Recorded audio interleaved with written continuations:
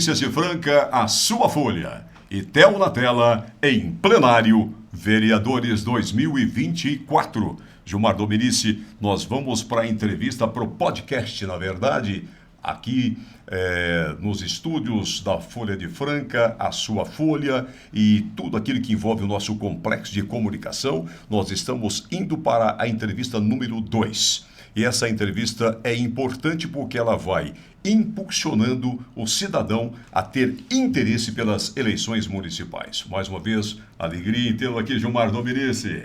Obrigado mais uma vez, Theo, né? Parabenizando aqui a Notícias de Franca por essa oportunidade para a Câmara Municipal, para os vereadores, né, falarem um pouco sobre o seu trabalho, para a gente conhecer como cada representante do povo de Franca na Câmara Municipal desenvolve o seu trabalho, o que é de destaque. Eles veem os vereadores de vários setores, né, Gilmar? Sem dúvida. Várias corporações profissionais, né? Bairros diferentes, ideologias diferentes. Então é a representação popular, né? Foram eleitos... Esse é o verdadeiro símbolo de parlamento, a Câmara Municipal. Eu vejo com muita legitimidade. Muitas vezes, né, assim, a população tem um desconhecimento do trabalho que é realizado. Eu fui vereador por 2 mandatos, você também foi, né? A gente tem nós tivemos essa vivência lá, sim, né, dos grandes debates de temas importantes que foram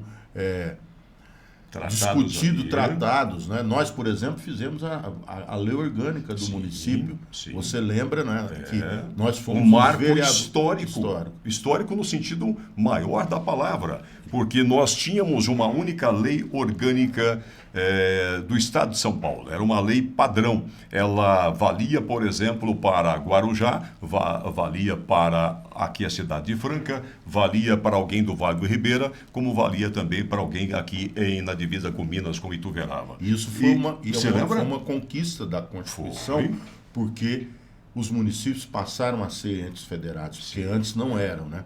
Então nós tivemos essa oportunidade aí de debater, e você lembra que nós antes fizemos não eram federados, eram federados. Várias audiências públicas, foi um debate, foi uma discussão bastante democrática, né? Com o envolvimento de vários segmentos que contribuíram para a elaboração, e a nossa lei orgânica então foi aprovada e promulgada no dia 5 de outubro, eu não lembro se foi de 89. Provavelmente assim, em 89, porque nós tivemos ali um prazo fixado pela própria lei a Constituição de 88. Inclusive, Theo, eu lembro que eu e você fomos a Jaú num evento organizado, se não me engano, acho que era pelo CEPAM. Que era exatamente o Centro de Estudos e Planejamentos Municipais, Fundação Faria Lima. Estava lembrando esses dias e era uma reunião que eles fizeram com vários vereadores para discutir. E vários municípios da região de Jaú. Discutir, né, a elaboração da lei orgânica mesmo, para conhecer detalhes importantes que comporiam as leis orgânicas, né, de cada município, e nós tivemos essa oportunidade. Eu lembro, tivemos a oportunidade de participar de várias comissões temáticas também. Era pesado, porque você pegava toda a estrutura de uma administração, politicamente falando, e em termos executivos, e passando necessariamente pelo Legislativo. O Hélio Rodrigues, se não me engano, era o relator. Ele foi o relator. O Hélio foi o relator, e nós atuamos em várias dessas comissões, e eu tive o privilégio de visitar pelo menos 5 cidades no estado. Tivemos o privilégio também de ter assessoria de catedráticos da universidade, que é a Júlio Mesquita, como chama a nossa... A Unesp. Tivemos, a Unesp nos auxiliou, né? A FDF nos auxiliou, e naquele tempo nós tínhamos só as 2 faculdades de Direito. Mas todos atuaram muito.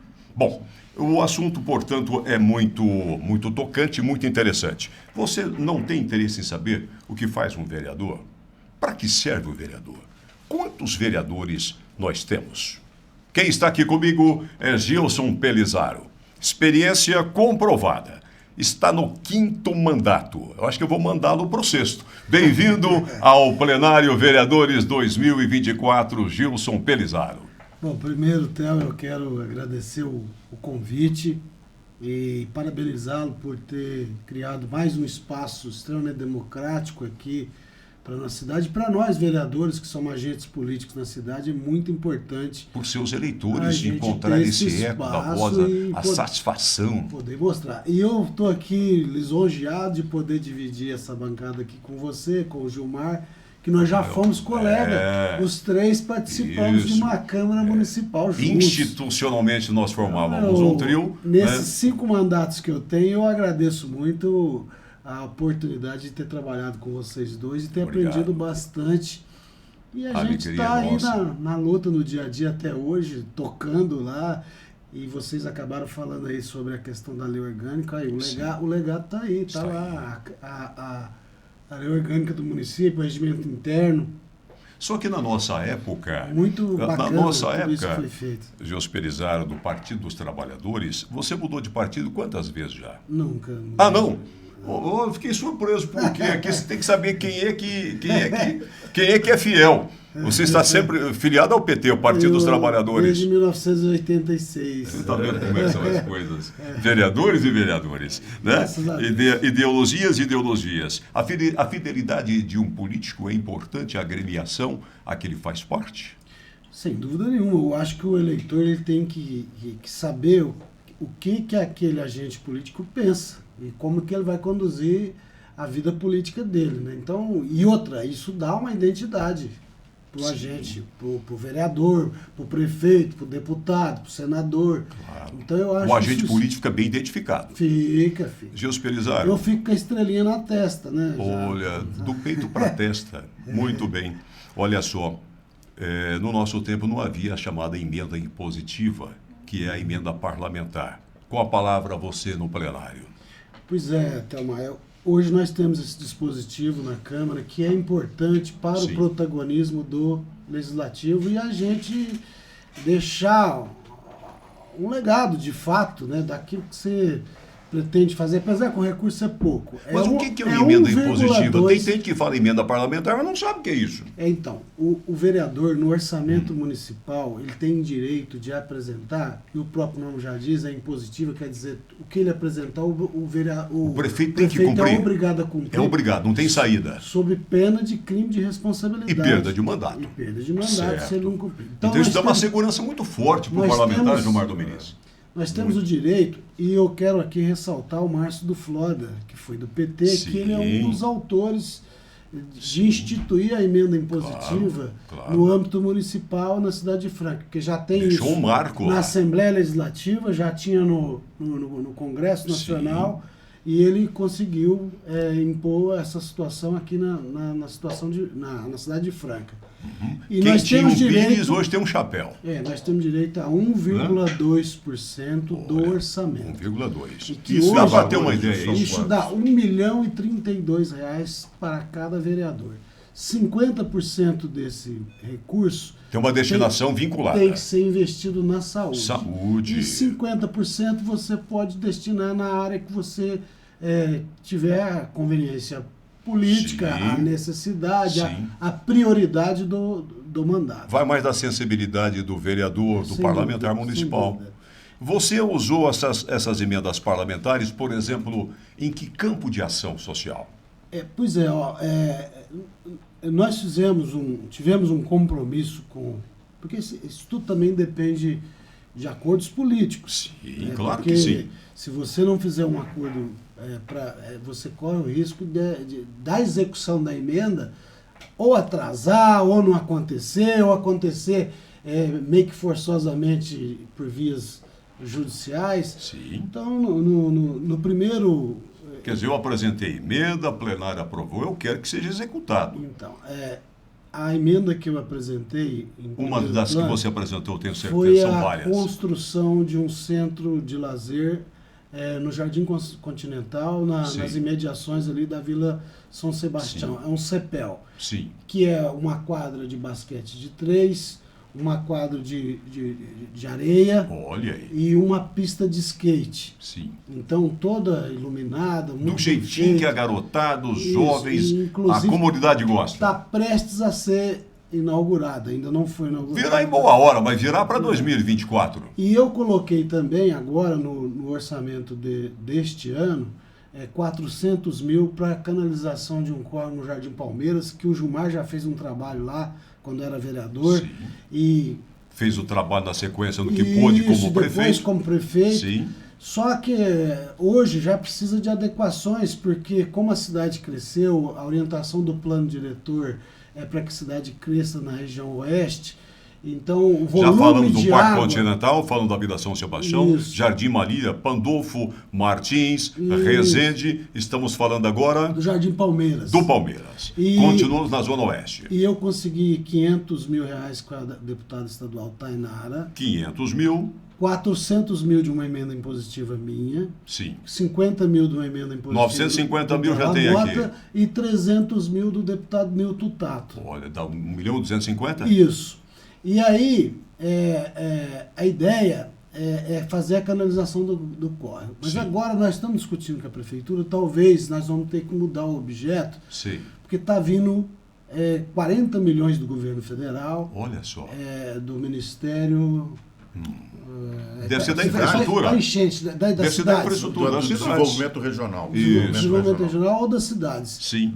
40 milhões, e aí eles vão colocar esse recurso na canalização. Então, que é um trabalho nosso também, junto ao governo Mas já dá federal. para você remanejar esse valor. E esse valor, como ele é para infraestrutura, talvez a gente vai colocar no recap daquela região também, na região oeste. Tem então, asfalto ali naquela região sua, que é mais velho que nós três juntos. Nós estamos em negociação. E a gente sempre priorizou as áreas sociais. Tem emenda também para entidades, para creche, que a gente colocou. Mas uma das coisas que mais me chamaram a atenção nesses seus mandatos... A compra de aparelhos auditivos na área da saúde para diminuir a fila. Combinei com alguns dos vereadores, nem todos, nós destinamos um valor considerável, quase 3 milhões de reais para aquisição desses aparelhos auditivos. Gente, muitas pessoas dependem de algumas próteses, de órteses, e que é muito difícil conseguir, Gilmar Domingues. Sem dúvida, inclusive os aparelhos auditivos que são caríssimos. Né? E imagina o que isso significa para a vida das pessoas. E você não pode usar qualquer aparelho auditivo. Dependendo do aparelho que você usar, se ele for de uma qualidade ruim, sem tecnologia moderna, tem pessoas que chegam a cair no chão com um simples buzinar de um veículo. Nós incrementamos muito, Theo, quando eu estava na prefeitura, o fornecimento de aparelhos auditivos. Eu lembro de uma vez, eu encontrei um casal no centro da cidade, em Franca, né, na praça ali, Nossa Senhora da Conceição, e eles vieram conversar comigo, ele e a esposa. Ele mostrou aqui atrás do vidro, e ela, falando o seguinte, olha só, eu e a minha esposa estamos aqui com um aparelho auditivo que nós conseguimos da Prefeitura Municipal. Do seu governo. Então você imagina o que significa isso em termos de melhoria da qualidade de vida da pessoa, inclusive até em relação a precauções contra Alzheimer e outras doenças neurodegenerativas. E o mais grave em todo o problema da baixa audição, da perda da acuidade auditiva, é o isolamento social. Sem dúvida. A pessoa passa a não falar. Mas não é que ela não está falando, ela não está ouvindo, ela não participa do ambiente. Isso leva à depressão. Mas muito bem. Você se antecipou à lei do PIC. A lei do PIX. Você se antecipou. Eu me lembro que você teve uma preocupação muito séria, preciso que você me dê detalhes disso, para pagar uma conta de água, uma conta de luz, era um sufoco muito grande, até porque alguns lugares, alguns bancos simplesmente diziam, aqui você não paga. O sujeito ficava batendo o pino de estabelecimento em estabelecimento, e algumas lotéricas, às vezes a pessoa também não conseguia pagar, ou filas imensas. O que você fez com a lei do PIX aqui em âmbito de Franca? Olha, essa lei, ela obriga as concessionárias de água, esgoto e energia a disponibilizar o pagamento em cartão de crédito e débito e também PIX. Olha só. Por que acontece essa situação? Às vezes, a pessoa está prestes a ter uma energia cortada. E se a equipe da CPFL ou da Sabesp chegar para cortar, se ele disponibiliza o pagamento, ele evita o constrangimento do corte. Porque pagar a taxa de religação, esperar. Porque senão ele não vai poder esperar a pessoa ir na lotérica ou ir no banco fazer o pagamento para depois voltar. Não, ele corta e depois... A lei que você fez impõe o recebimento antes de cortar? Antes não, de eu cortar. tenho dinheiro aqui, moço. Não, tá aqui, R$45 paga. Na hora evita o corte. E aí o agente, o representante da concessionária, seja, vamos falar aqui, Sabesp, seja CPFL Paulista, tem que ter a maquininha. E mais, eles sequer entraram com uma ação de inconstitucionalidade com relação à lei. Quer dizer que se curvaram, concordaram, porque aí tem legitimidade. Então, isso traz dignidade para as pessoas, evita uma série de constrangimentos. Às vezes as pessoas têm filhos em casa, ainda se amamentando. E idosos que dependem, inclusive, de tratamentos especiais com uso de oxigênio. Com o corte de energia. Então, essa é o alcance social dessa lei, ele é extremamente importante. E isso foi, inclusive, de uma conversa, um debate entre nós. E olha a importância. Você participou disso. Claro, com muita alegria. Eu sei que você é atuante. Porque, veja só, muitas vezes uma notícia como essa, a população não sabe. Porque aqueles que têm dinheiro e que nunca vivem o constrangimento de um corte de energia elétrica, nunca vão passar por isso e não sabem. Você pega o meu caso, eu não tenho controle disso. Tem um financeiro na empresa, a Sheila cuida. Eu tenho esse luxo, esse privilégio. Então, e a população não tem. Então, por que é importante? Porque muitas vezes a pessoa fala assim, o que o vereador está fazendo lá? Igual um dia eu estava num programa de rádio e a pessoa criticando o nosso governo na época. Eu falei, olha, nós contratamos, na época, mais de 500 professores, né?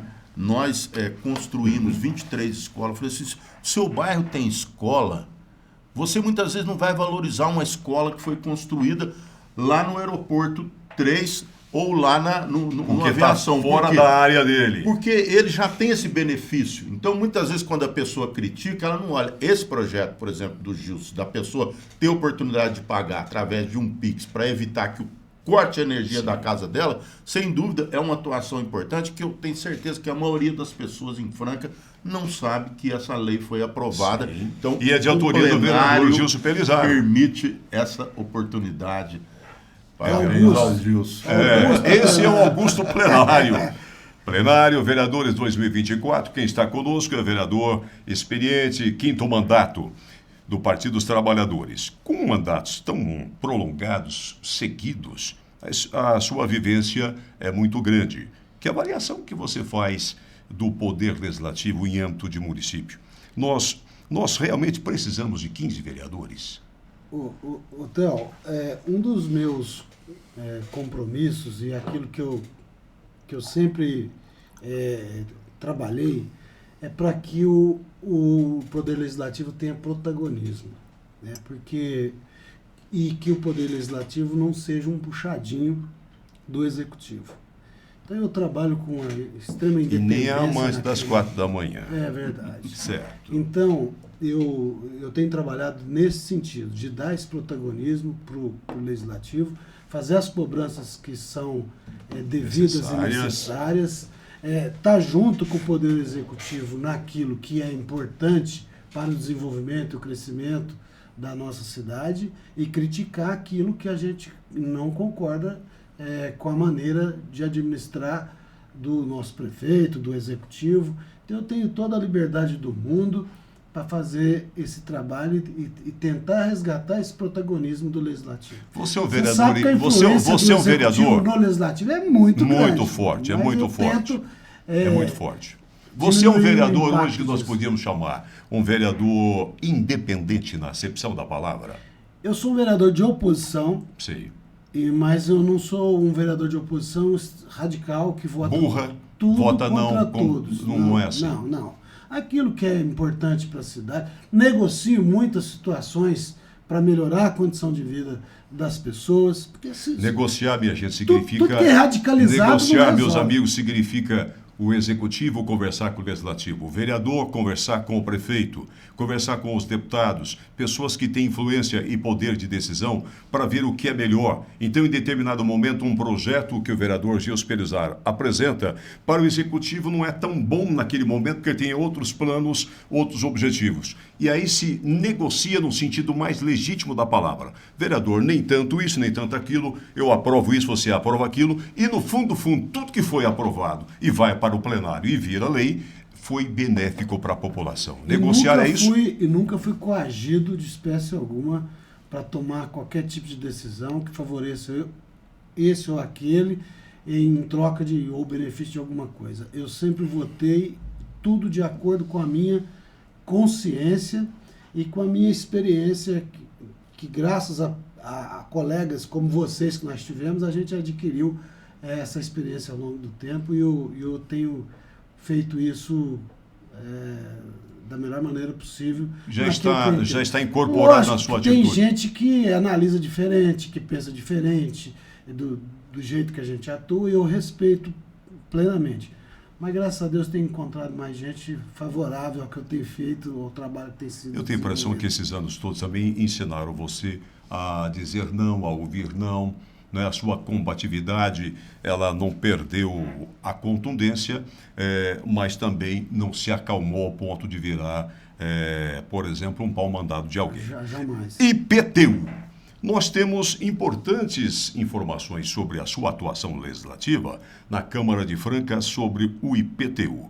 A gente não paga o IPTU, vai para a dívida ativa. Aí os caras mandam a gente para o pau, execução fiscal. Penhora a casinha da gente, penhora o carrinho da gente. Mas não tem como evitar isso? Você não fez nada para proteger o cidadão? Pois o projeto de lei que eu apresentei foi no sentido de garantir ao contribuinte o direito de ter o conhecimento do débito que ele tem junto à prefeitura. Eu vou te dar um exemplo. Às vezes uma pessoa deixa de pagar 2 ou 3 prestações do IPTU. Às vezes não está nem devendo o ano inteiro. 2 ou 3. Esqueceram uma parcelinha para trás. R$150. Sim. R$150 de IPTU. E aí há, por parte do Poder Executivo, por parte da administração, um silêncio total. E essa pessoa, às vezes, nem está lembrada que tinha esse débito. Sim. O que acontece? Aí ele vai receber uma notificação, um oficial de justiça... Vai ser citado. Na porta da casa dele, com o desprazer de falar, olha, você está devendo lá no fórum, você precisa dar um pulinho lá. E as custas disso... Mas quando vai para o fórum já tem despesas processuais. Muito tem honorário dos advogados da prefeitura, dos procuradores. Sucumbência. Mas não tem como evitar isso? Tem. Como é que é? O projeto de lei que eu apresentei obriga a prefeitura a colocar... Já é lei ou é projeto? Já é lei. Opa! E outra, foi vetado pelo Executivo e derrubamos o veto com unanimidade na Câmara, que é a coisa mais difícil. Claro. Derrubar um veto do prefeito. Mas para que aumentar? Mas para que aumentar o problema do contribuinte? Se o sujeito, a maioria não pagou, Gilmar do Ministro, foi por problema financeiro. Claro. Eu não vou pensar em certas elites imbecis que essa cidade tem, não. Que os caras ficam mostrando pilhas de carnê para fazer graça e não pagam, esperando leis de isenções, de imunidade, de remissão de dívidas, de favores. Não defendo essa gente, não. Esses são sanguessugas.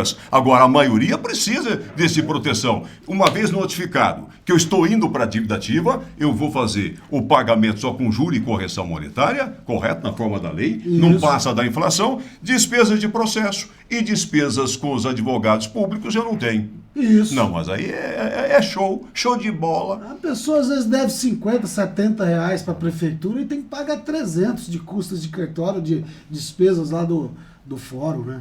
Então, nós temos ainda mais 2 minutos, nós gostaríamos de aproveitá-lo bem.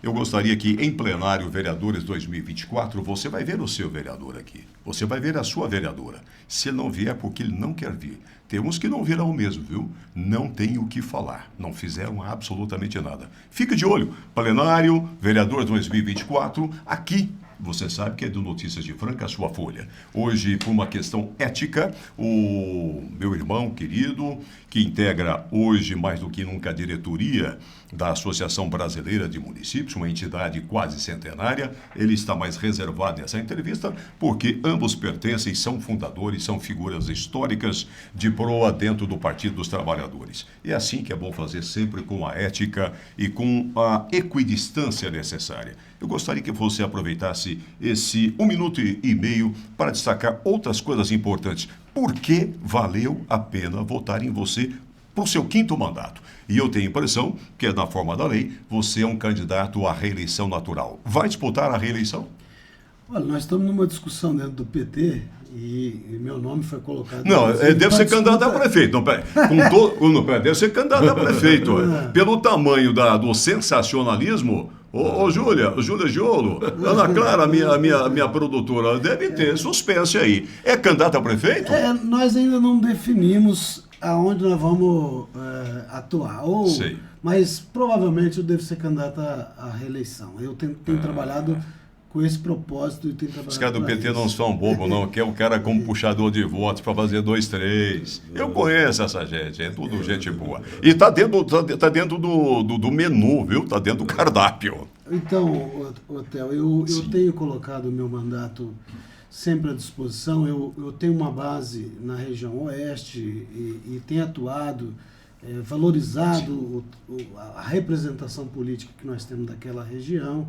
Você sabe que, através até do Gilmar trabalhando em Brasília, conseguiu recursos para a canalização do córrego Engenho Queimado. Sim, que falamos agora há pouco. Que virou uma novela, quase 10 anos para a conclusão da obra. Não tenho dúvida. E um dos propósitos do meu mandato era fazer com que terminasse a obra. E, recentemente, eu estive em Brasília, na Caixa Econômica Federal, porque quase perdemos os últimos recursos, são 3 milhões de reais para a construção da ponte. O vereador, além de apresentar um projeto, uma indicação, ele tem que acompanhar o que ele está pedindo. Sem dúvida. Senão não sai. Oh, meu Deus. Inclusive, a própria administração solicitou o fato da gente ter um bom relacionamento em Brasília com o governo federal. Sim, é o governo Lula, governo do Partido dos Trabalhadores. As maiores autoridades da Caixa Econômica Federal, para garantir, porque senão corria o risco de perder o recurso, os últimos 3 milhões. Sim. Nós conseguimos garantir, a licitação foi feita e a ponte vai ser concluída e a obra vai ser feita. A ponte do Engenho, que é a última etapa do convênio com a Caixa Econômica Federal. E essa ponte vai ter essa importância? Do córrego. Vai precisar de uma ponte mesmo? Vai, ali no Jardim Palmeiras, com o Policano. Então, isso é uma maravilha, isso facilita muito a comunicação interbairros. Porque hoje ali inunda, fica uma situação complicada. Então isso vai resolver. Tem uma previsão, tem que enfrentar a licitação. Já tem processo de licitação. Que notícia maravilhosa. Deve começar, eu acredito que agora no começo de fevereiro ou março já deve começar a obra. Bom, o relógio vai dizendo que é hora de cruzar tudo, juntar, marcar 6h30 ou meio-dia. Zera tudo e nós vamos encerrar mais uma entrevista, Gilmar Dominici. E quero parabenizar o vereador Gilson também pelo trabalho e o desafio que a região oeste tem de manter um vereador como o Gilson Pelizaro. Porque aqui eu faço uma ressalva em relação ao plano diretor que nós aprovamos em 2003, há 20 anos. E esse plano que define para onde a cidade vai crescer, jogou o crescimento da cidade por uma série de fatores técnicos, questão ambiental, tudo, para a região oeste, que é a região da Vila São Sebastião, é o Policano, é todos aqueles bairros ali, é uma cidade praticamente. Enquanto a maioria dos municípios tem crescido só para a Zona Sul. Nós crescemos para a Zona Oeste. Aí o que acontece? A Zona Oeste, se você... O ano passado eu tive com o Gilson fazendo um passeio lá, nós demos uma volta para ver um tour de inspeção. É uma nova cidade. É verdade. Ali com muitos bairros. Então a demanda ali é muito grande. E o plano diretor precisa das leis complementares. Vou dar um exemplo que é um desafio para a prefeitura, para vereadores e tudo. Por exemplo, você tem uma grande parte da população morando ali que tem que vir para cá. E o acesso é complicado. É só você pegar a ponte ali da Vila São Sebastião. Você vai ver São Sebastião então, sobre a Portinari. Você tem que fazer, garantir que essas leis complementares do plano diretor, inclusive o plano viário, dê condição para melhorar o fluxo. Então, assim, a demanda para aquela região ali é muito grande. E ter um vereador como o Gilson lá trabalhando, eu acredito que ele pode contribuir pela experiência que tem e por ser um morador e a disposição de trabalhar. É isso? Já estamos atuando. Maravilha. Gilson Pelizaro, muito obrigado pela presença aqui em Notícias de Franca, a sua folha. Então, eu que agradeço. Para mim foi uma honra poder participar aqui do plenário, o programa inaugural aqui da Notícias de Franca. E estou sempre à disposição. Quando vocês necessitarem, quiserem bater um papo novamente, conte comigo. Da mesma maneira, a democracia se faz assim, agindo, trabalhando, ouvindo, escutando. Plenário, Vereadores 2024, Notícias de Franca, a sua folha.